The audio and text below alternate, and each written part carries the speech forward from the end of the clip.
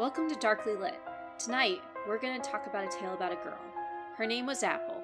She used to dance a lot. She danced and danced until her feet turned into sausages. The end. I am your host, Kayla King. I'm joined by my other two wonderful co-hosts. We have Sade. Hello. And we have David. The mice only want to play toodle-oodle, but I want them to play oompa oompa. They will get it right, Caroline.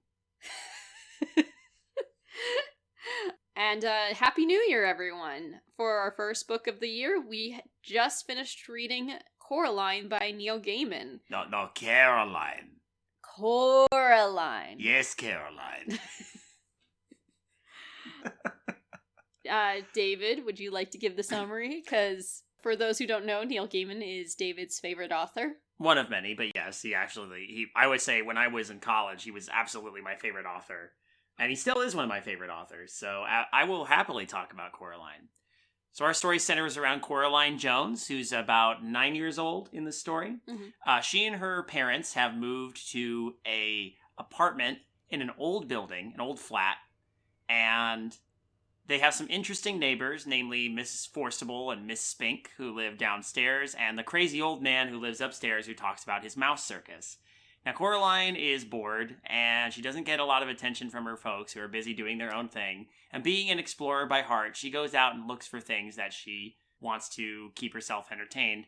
And one very boring day, she happens to discover a door in the den that leads to nowhere, just a brick wall. But this piques her interest, and despite various warnings from various sources all around the place, she opens the door one night and finds that there is a portal leading to an apartment that looks a lot like hers, with parents that look a lot like hers, except they claim they're her other parents, and they have buttons for eyes. And most of the things in this place are pretty nice, but they're also pretty creepy.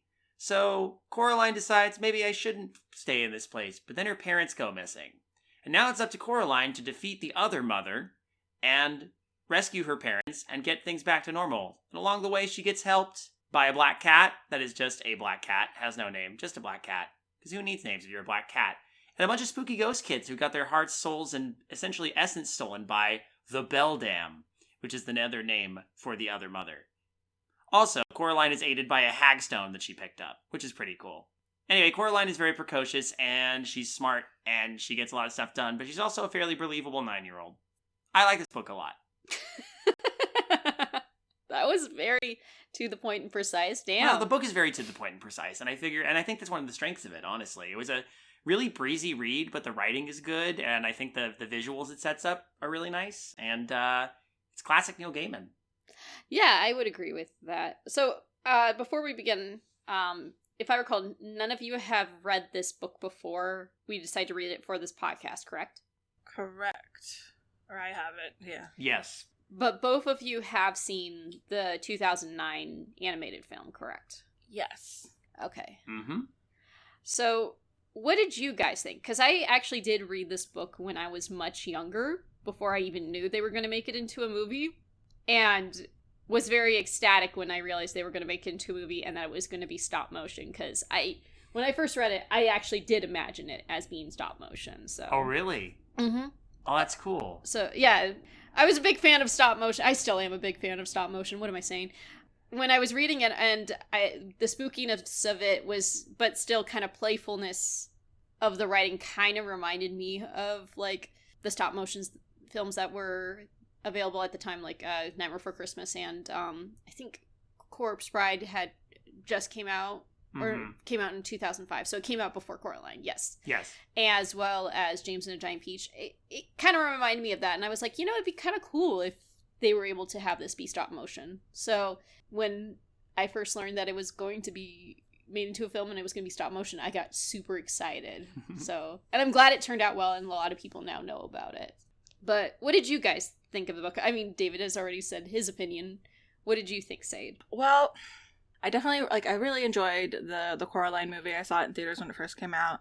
And I had actually, it's my little cousin's favorite movie, turns out. And it was in theaters sometime last year, in 2022. It was in theaters again in our local area. And so she was like, hey, will you go with me? Because all my friends dropped out. And I was like, cool, yeah, I'll go with you. So I had it fairly in recent memory. So reading the book, it kind of just felt like I was watching the movie again. Because, okay, I wasn't reading. I had to listen to the audio because I waited till the last minute again. So it was just kind of like, I feel like it influenced my mental image too much, where I don't feel like I read the book. I feel like I just watched the movie again because of my very visual brain. So it was just replaying the movie for me. Mm-hmm. And there were some differences here and there. You can tell where the movie deviates. But I don't know. I feel like obviously it like didn't ruin my experience of like the story, but I do feel like it heavily influenced it. So I don't know. I mean, I feel I enjoyed it as much as I enjoyed the movie.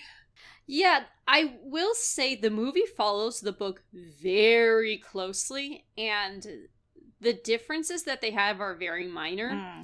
I mean, one of the main differences being that the book is set in England versus being set in America in the movie, which is kind of funny because I completely forgot it was set in England.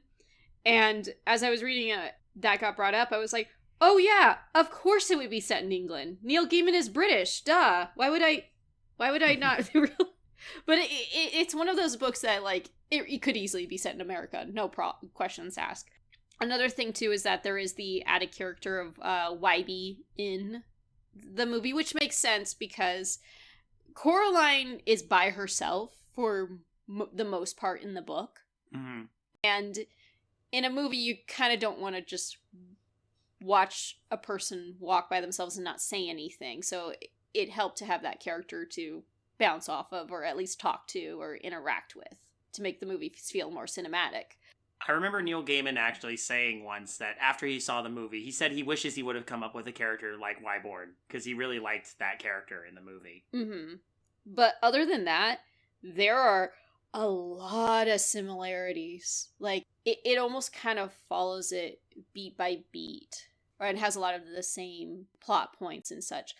I believe that if you enjoyed the movie Coraline, you'll enjoy the book as well. I think the movie is actually creepier than the book, though. I feel like Coraline as a movie feels more like a horror movie than Coraline does as a book. I'd say the vibe I got reading Coraline as a book, one thing that helped is we have a physical copy of the book. Yes. And that has Dave McKean's illustrations in it. And those lend a nice eerie quality to some of the work, because his work already has that kind of surreal quality to it anyway. So you can see how the movie benefits from the visuals of it being claymation, being stop motion. I say claymation, but it's really stop motion. Mm-hmm. I think that helped me because one of the things as I was reading it, the feeling I was getting, despite having seen the movie first and recognizing much like everybody else that it is basically the same, is I was getting kind of the same vibes as The Thief of Always. And that's a good thing, because I liked The Thief of Always. Also, I wanted to bring this up too. Dave McKean, we actually have seen his artwork before this. So he actually was one of the artists for Arkham Asylum, A Serious House on Serious Earth, Mm-hmm. which we did review on Darkly Lit. Dave McKean's done a lot of stuff with Neil Gaiman. He did most of the cover art for Sandman, for the different Sandman comics.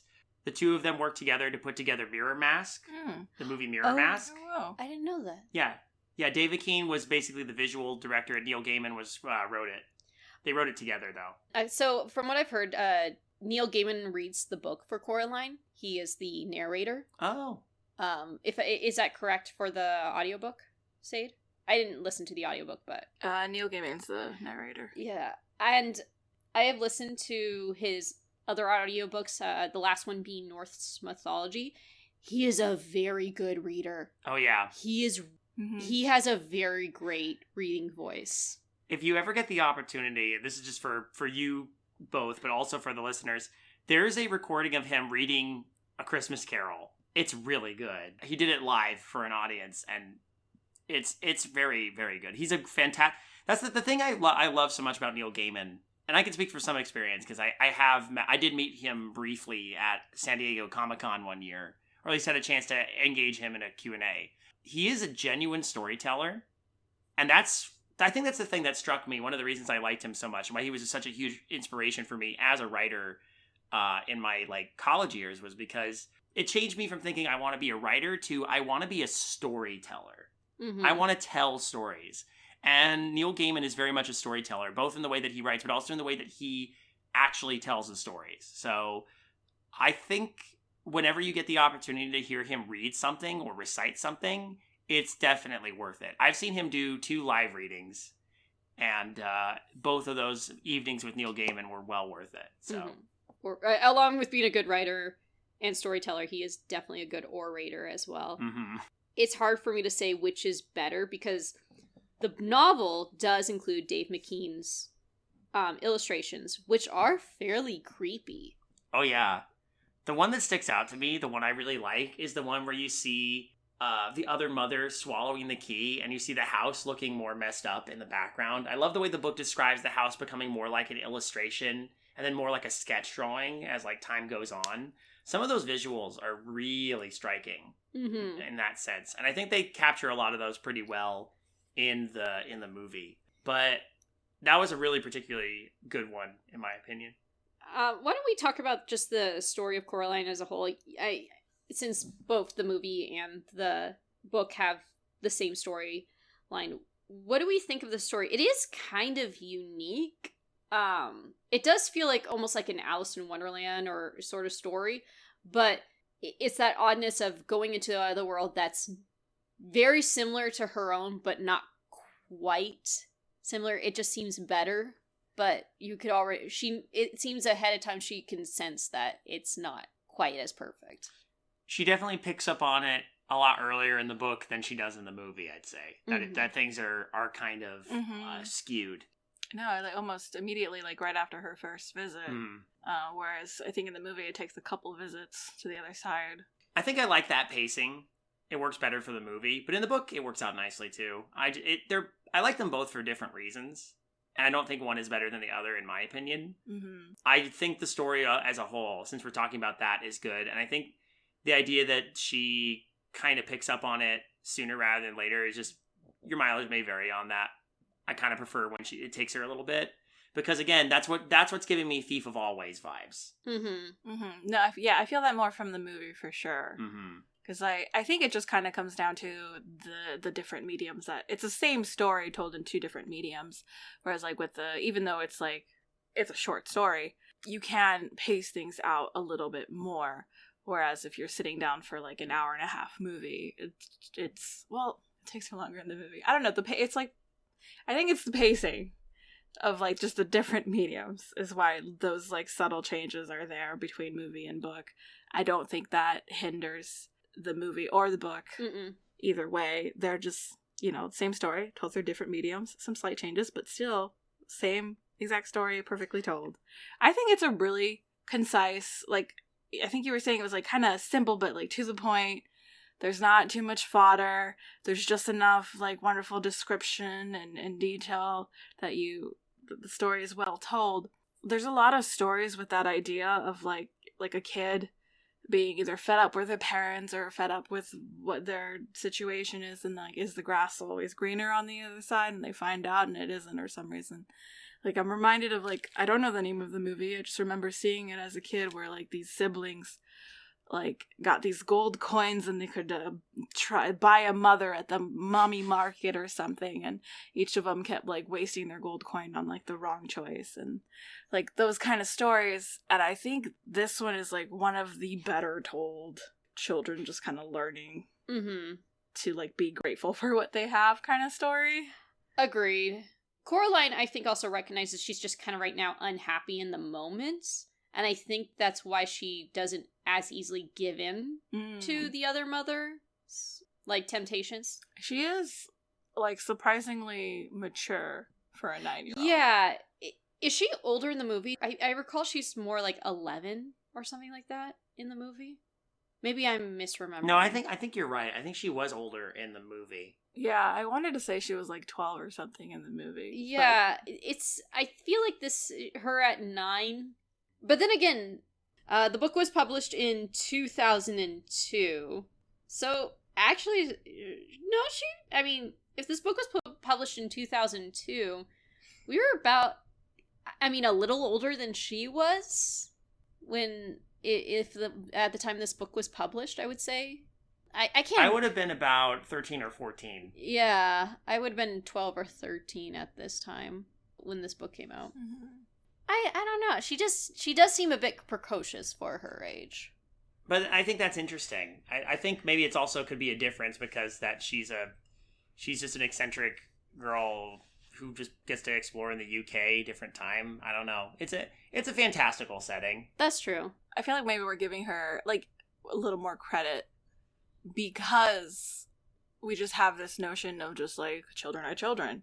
But like children catch on to things and like understand things way more than we give them credit for. I think that's true. And I have to take off my old man goggles for a bit because Yeah. I end up dealing with a Yeah. lot of kids at my day job, and a lot of the time, unfortunately, a lot of the time the kids that stick with me are the really annoying kids who are just, I go like, oh my gosh, this is the future. But then I remember, wait, and I keep thinking to myself, I wouldn't like that when I was a kid. But well, I think most kids aren't like that. You know, like some kids are just. Kids are more astute, and this is a classic thing. You lose sight of how astute kids actually can be. Mm-hmm. So it didn't feel out of place for me for Coraline to be 9, but also be willing to like go and explore, you know, and go and come up with these plans. Mm-hmm. Because when push came to shove, she managed to figure out a way to outwit the other mother, and that didn't feel that weird after a while because she was being kind of pushed to the limit. It was life or death, and she managed to use that ingenuity. Just because she's 9 doesn't mean she doesn't know how to do certain things. One of the things I do like about the book, there was a point where she's telling the story about her dad and with the wasp. I love that part. And that was her way of explaining what it means to be brave. That was such a sweet moment because we didn't get a lot of her with her parents for most of the book, but I think that was an important moment to have. Mm-hmm. Especially, particularly that bit of a relationship with her father. One of the things I noticed too while reading this book, there seems to be an interesting theme about names. So we have Coraline, she has a very unique name, and her name gets constantly mispronounced. To Caroline. And even when she says over and over, it's Coraline. Boy, do I understand that. But also, there's a point where the cat says, I don't have a name. Why do I need a name? Well, what if someone calls you? You can just yell dinner. And there does seem to be a theme about having a name and what it means to have a name. And I'm curious what you guys think about that. I think for me, everyone getting her name, all the adults getting her name wrong, is kind of like that same idea of like we don't give kids enough credit, where they aren't acknowledging her as another person. They only see her as a child. Mm-hmm. That's where I think where they get her name wrong all the time, where that comes from. When at the end, Mr. Bobo is like, the mice said, you're our savior. And he's like, so he's got this reason now to see Coraline differently. That's when he like finally registers her name correctly. Because now she's not just this child. She's this person who has saved him from something, according to the mice. With the cat not being like, you don't need my name. I think that's just a cat. Narratively, I think that is a fantastic cat. Like, that cat acts perfectly like a cat. Yes, 100%. You know what? I didn't think about that, but you're absolutely right. That is everything this cat does is a very cat-like thing to do. And actually, the way a cat would respond. Okay, you know what? Yeah. Can I say, I love how stuck up the cat is up until he realizes he's got no escape, and then he ends up having to rely on Coraline. Yeah. Oh shit, I need to depend on this person now. Okay. I like how Coraline also just throws the cat at the other mother in order to escape, and then later apologizes to him. There's some good creepy moments in this, too. I think one example is when she sees the other father as, like, this doughy, kind of uncomfortable creature, and he apologizes, like, I'm sorry, but I can't let you leave. That was pretty disturbing. Yeah. I'm like, oh, shit. I liked when she met the other crazy old man, and he was just a coat full of rats. Yeah.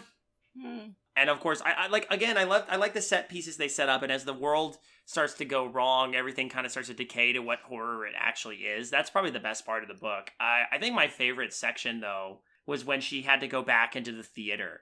Yeah, I think a lot of those scenes did register as I was listening, just a little more creepier than the movie for me. I think on the topic of the names thing, it did just hit me. Names have power in a lot of stories, you know? And maybe that's a sub-theme too, but I think it stays mostly about taking Coraline seriously.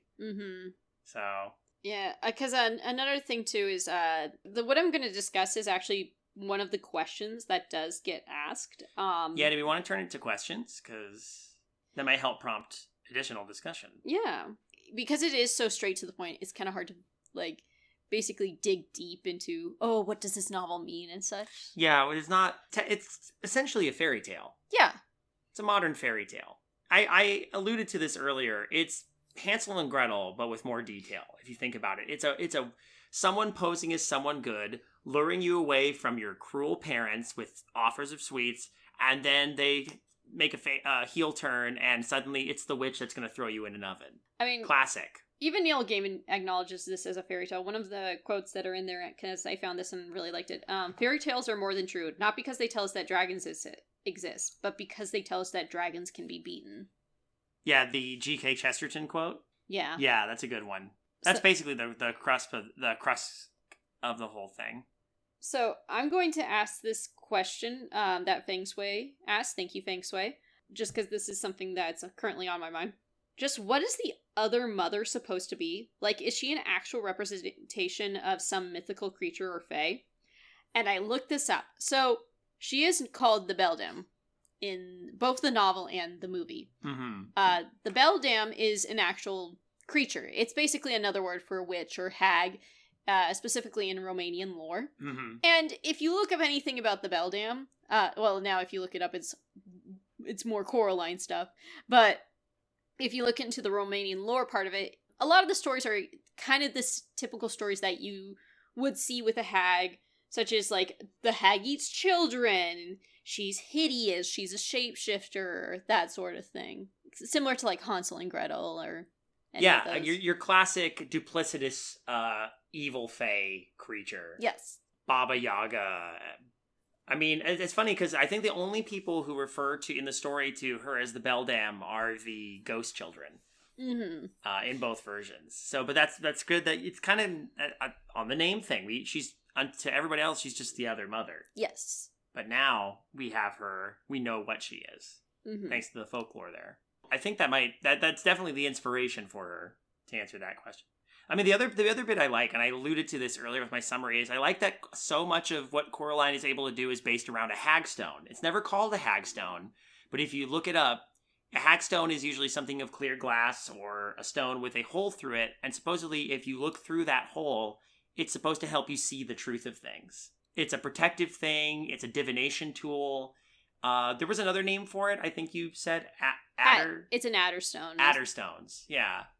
And I do appreciate that that this creature does have some basis in some folklore. It's like, ooh, okay, that's something extra. I like that too. And another question that he asked is, how does this cat rank against other fictional cats?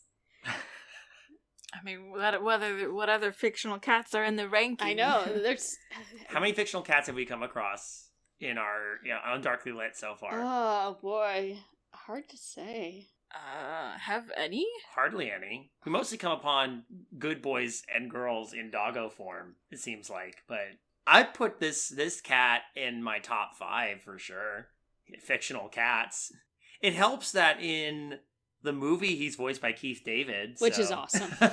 Yeah, that helps a lot. Movie one, definitely up there. So then I also got some questions from Bringer. Thank you, Bringer. Do you think the other mother predated the building of the house? Yes, I do. Yes, I do. I do, but I got the impression that the thing that connects the two sides is a separate thing from the other mother. That was what I picked up on. Same. So I feel like that thing is older still than the other mother. And the other mother just happened upon this place where it's like, oh, I can take advantage of this to, collect the children's. Interesting. That was what I got, but I could be They wrong. definitely allude to something very eldritch and unknowable in that space between the other apartment and the real world apartment. Right. Because I know from what it's written that this other world was created by the other mother, because the world begins to crumble.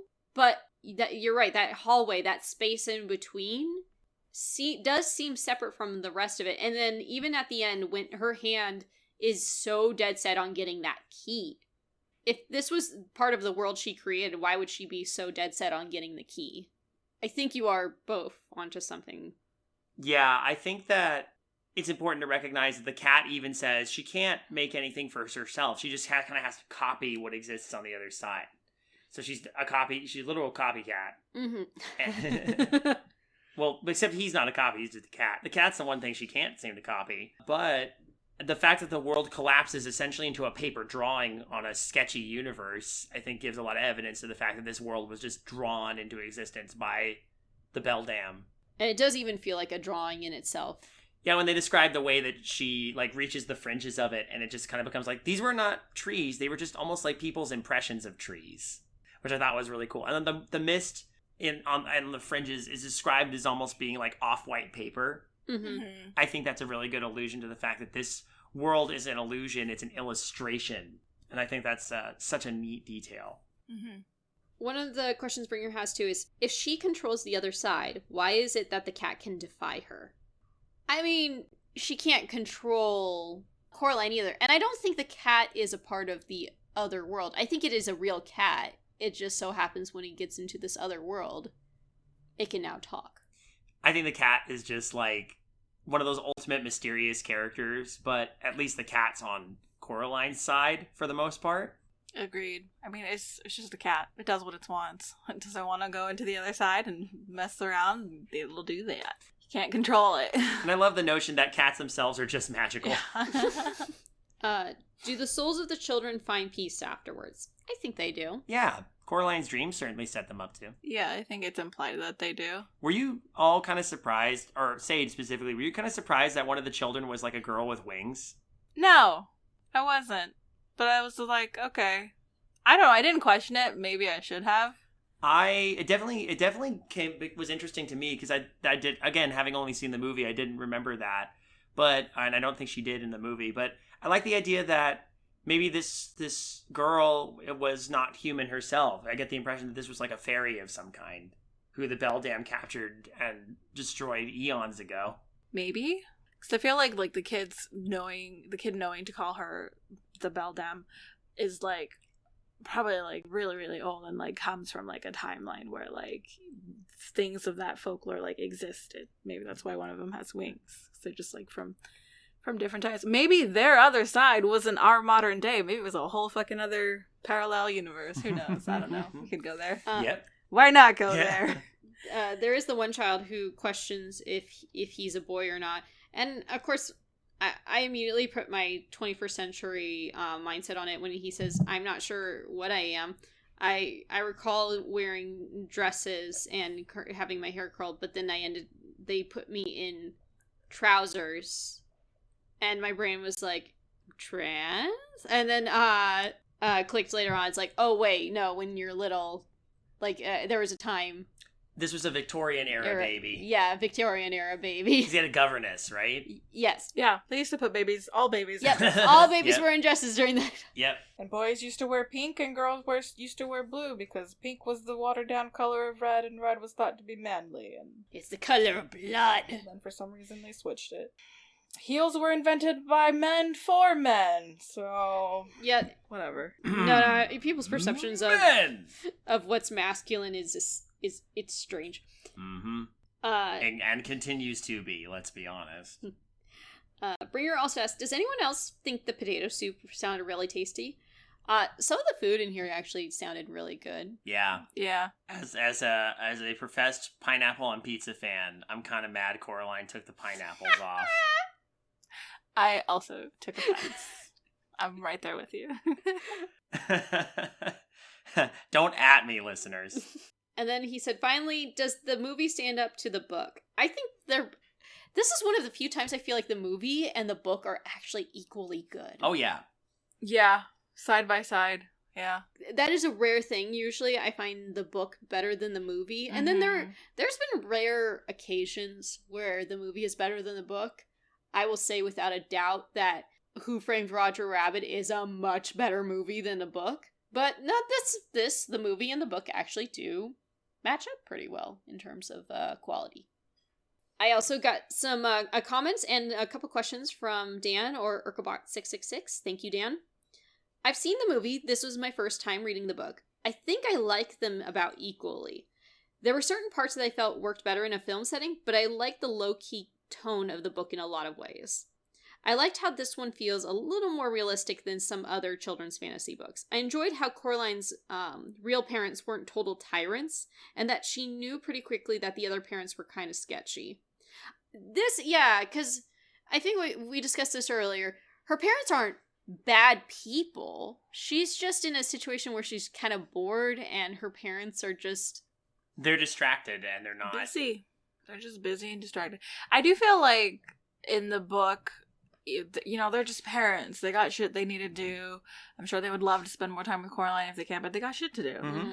I do feel like in the movie they are a little more neglectful. Not intentionally, obviously, but I feel like that's pushed a little harder in the movie. I agree. In the book, they feel just more like normal parents. Just they're trying, but not everything's going to be the best. Yeah. And I think the other mother is just trying to play on that. Well, look how much better I am than they are, and that's, I think that is why Coraline was able to pick up, like, yeah, but they're still my parents. They're not bad people, and they're not do bad things. I'm not just gonna consider you my mom just because, Yeah. Well, like when her father says, "Leave me alone," it came across as playful. Yeah. Where, like, in the movie, it felt both of their attitudes towards her seemed more annoyed than like, oh, here's my child and demanding attention. Kind of like what I am with my cats. Like, yes, okay, I acknowledge your existence. Now please let me do what I'm doing. Yeah, I do think in the movie, they're a bit harsher to Coraline. Mm-hmm. And I think that's because, it's a movie and they need to convey things a little more quickly and to the point. But even in the movie, her parents aren't terrible. Yeah. It's not, like, intentional ever. They're frustrated with their own stuff that's going on, and by extension, they're just like, ugh, Coraline, just go do your thing. We got your shit done.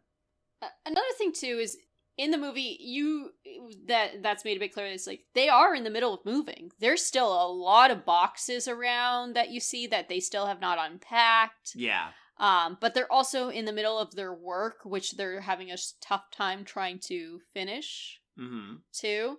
And their daughter is bored. She's right now on vacation. It's a long, boring summer. They just moved to a new place. She doesn't have friends to go hang out with. I like how they basically send her to try and hang out with the neighbors. They put her off on the neighbors. Yeah. And she goes and hangs out with Miss Spink and Miss Forcible. Go hang out with the two old ladies, or that weird Eastern European guy upstairs that has a mouse circus. Can I also... Oh, I forgot to mention this, but we have another good boy in this, in Hamish. Hamish the terrier. Yeah. Scottish Terrier. Hamish is a good boy. Poor Hamish. He got scratched by a disembodied claw, but he was okay. Also, Other Dad was awesome as a slug person, or whatever happened to him. I like the other father in both the movie and the book. The choice that the voice actors they got for the movie is insanely good. So, Other Father is voiced by John Hodgman, who I've listened to his podcast, I've heard him, seen him in other shows and movies, and I just find him so entertaining. And then for him to play, he does such a good job as the other father as well. And then in the book, it just, like I mentioned before, that point where she gets to see the other father into this almost like doe-like creature is kind of horrifying, and I really like that moment. And it's sad, but it's also scary too. Yeah, and it's sad because the other father doesn't really want to, he ends up kind of low-key giving Coraline good information. He doesn't really want to hurt her or do anything to her, but he's stuck obeying the other mother who created him. Actually, the funny thing is, in the movie, he does have two voices, technically, because it's John Hodgman, and then there's another John, who you might know from They Might Be Giants, one of my favorite bands of all time, because the Other Father song was done by them. I did get excited for this movie, so I looked up a lot of information beforehand. I've also cosplayed as Coraline, so if that says anything. They Might Be Giants were hired to do the music for this. There was actually going to be songs in the movie. By the end, they realized, okay, the music is not going to work, or like having this be a musical is just not going to work for the movie. They were paid, but unfortunately, only the Other Father song was used. But they have released little by little some of the songs that they were going to use. That's cool. So there's a little tidbit for you. I actually didn't know that part of it. I just knew about the Other Father song. During a concert that you and I went to, actually, David, they sang a song called She's the New Girl or something like that. Oh, yeah. That was from Coraline. Okay. Yeah, we saw them at the House of Blues one time. Yep. That was cool. Dan asks, what kinds of tasty treats could your quote-unquote other parents use to keep you in their realm? Cats. Cats would be a tasty food treat. Food would be a really good one for just, like, endless food. Yeah. The food would have to be really good, but even so, I'm also someone that enjoys variety in food. Yeah. I can't imagine the other mother being like, okay, now we're gonna make sushi. Okay, now we're... She wants me around, she better be making me sushi, and some katsu, and some kare, and I want some dumplings, and give me some bibimbap, please, some bubble tea, some croquettes, beignets... Yes! Elote, some fucking tamales. Oh, I was so sad that I didn't get to have tamales during the Christmas season. I mean, you don't need a reason to get yourself some tamales. I know.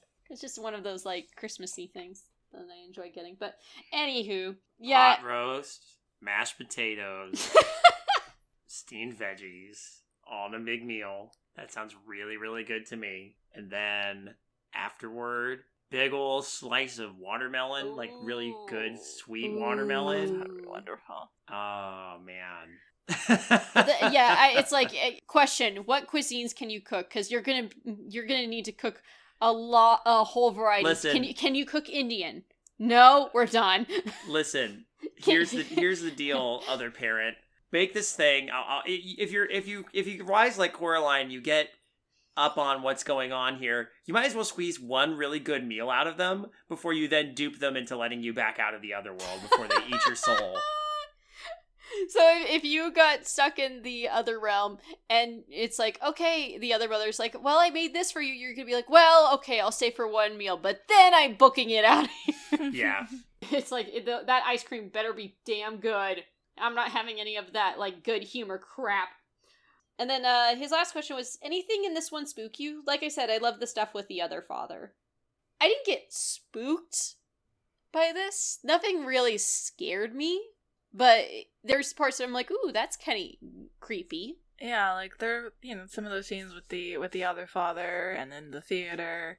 Yeah, they were a little creepy, but I think especially like coming into having like seen the movie, there wasn't really an opportunity to be scared. I don't think if I'd read it like for the first time, having not seen the movie, it would have been creepy. But I think that's also just because we're all quite experienced with the horror genre. Yeah, we've read enough horror novels. I don't think anything really scares us. The last time that I think I read something that spooked me was when I was like a teenager. And this also was due to the fact that I read this at 1:00 in the morning. And that was on me. Ever since then, though, I haven't really read anything that was like, oh, that really scared me. Ooh, there's moments that I appreciate for how creepy it is. Or for how spooky it is, and like, oh, that makes me uncomfortable. There's moments that have made me really uncomfortable, too. Like, boy, reading Tender is the Flesh made me very uncomfortable, but oh, yeah. didn't really genuinely scare me, you know what I mean? Mm-hmm. I think the most we can hope for at this point is to be, like, genuinely surprised by something. Yes. But, like, to be actually scared. Man, I wish I knew what that was like again. Well, good creepy imagery, though, all around. I always appreciate good creepy imagery. Mhm. Yeah. I think the part that would disturb me the most if I was in that situation was having to reach into the egg sac to get the marble. Because the insects and spiders and stuff, like anything involving insects. That's more gross than terrifying, but yeah. Or for some people, that is the worst thing ever. Just describing it as an egg sac is what got me thinking, like, ugh. Usually my terror comes from situations. The closest I would say that something that I'm scared of is bees/wasps or anything that sting. I don't really like bugs either. For me, it is alien greys. Yeah, I remember this. Which is, I think, something I've shared before. I thought it was over it, and then the trailer for Nope came out, and I was like, fuck. And there is a scene in Nope that did have me kind of, like, really tensed up, edge of my seat. But then as soon as I realized, oh, this isn't about alien greys, the rest of the movie was just hella fun. I love Nope. Nope was a great movie, guys. If you didn't see it yet, still, go check it out. Go see Nope. Yes. You know what? If we're going to do 2 movie recommendations. If you haven't seen Coraline, go see Coraline. You probably should have seen this movie before listening to this podcast episode, so yeah. Whoops. It's all right. I mean, we assume people who listen to this are up on the source material, generally. Mm-hmm. I have 2 other movie recommendations, though. Okay. This has been a good year for stop motion. Oh, yeah. Go check out Wendell and Wild, if you can. And also check out Guillermo del Toro's Pinocchio. Yeah, both of those were really good. Very different films. I think Wendell and Wild is a lot of fun and a lot of silliness. Where Pinocchio, it gets heavy. That movie gets heavy, so be wary going into that, but it is brilliant. Be prepared. So, and also, yeah, go watch more stop motion movies. It is rare that I ever see a stop motion movie and think, this is awful. And it's amazing to see how far it's come as a medium. Mm-hmm. Especially after we spent December watching a bunch of the Rankin Bass ones. Yeah... No offense to Rankin and Bass, but you can see how the medium has evolved. That's all I'm saying. And that was made in the 60s, so it's like you can forgive the crudeness. They were still working on getting the tech down. Yeah. Any final thoughts on the novel? Cats will be cats. That's all I got. I like mice and rats. Don't y'all be speciesist against rats unless they happen to have red eyes and sing rhymes about how they'll be here when you rise and they'll still be here when you fall. I was this close to just reciting that at the beginning of this. I think your choice for the beginning was inspired, though, with this one. Yeah, no, that was a good choice for that one. The random story she decided to write out of the blue, just like, okay. I'm still waiting to read the sequel to this where we actually do get to learn about Apple. Hey, what are we reading next? Are we reading Apple? No. Dang it. We're actually going to read another kind of coming-of-age story. Actually, the term coming-of-age is in the title. We will be reading Dirty Heads, a novella of cosmic coming-of-age horror by Aaron Dries. From what I gather, it's queer. Artwork for the cover is creepy, and I'm very curious to see where it goes. Kind of nice contrast after reading this one, so yeah. Can you guys guess that I'm the one who brought it to the table? It's queer and it has creepy monsters. I'm down. Gay monsters. Here we go. Let's do this. I hope it's a gay monster. After reading Ellen Haven, I mean, anything's possible. If you like what you hear, check out our other podcast on the Creative Horror Network at creativehorror.com, or check us out on YouTube. Just type up Creative Horror and you'll find us. We have other fun podcasts like Undercooked Analysis and the Jameson Tapes, so give that a listen. This coming episode for the Jameson Tape, which comes out the day after this episode comes out, marks the first full year of the Jameson Tape, so definitely go check it out. Woo! Oh my god, I can't believe it's been out for a year. They watched something special for it, so... Oh my god. I love listening to the Jameson Tapes. I'm excited. Same. Until then, hope you guys are having a good start to the new year.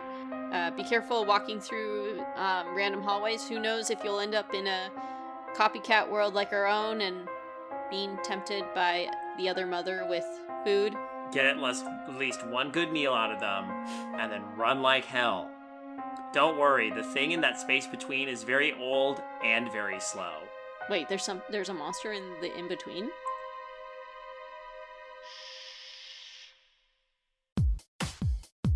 Good evening, intrepid listeners. This is the Pasta Shade, the host of Midnight Marinara, and this podcast is part of CreativeHorror.com, a network of podcasts and creators working together to build a constructive community of horror fans. For more content like this, visit us at CreativeHorror.com.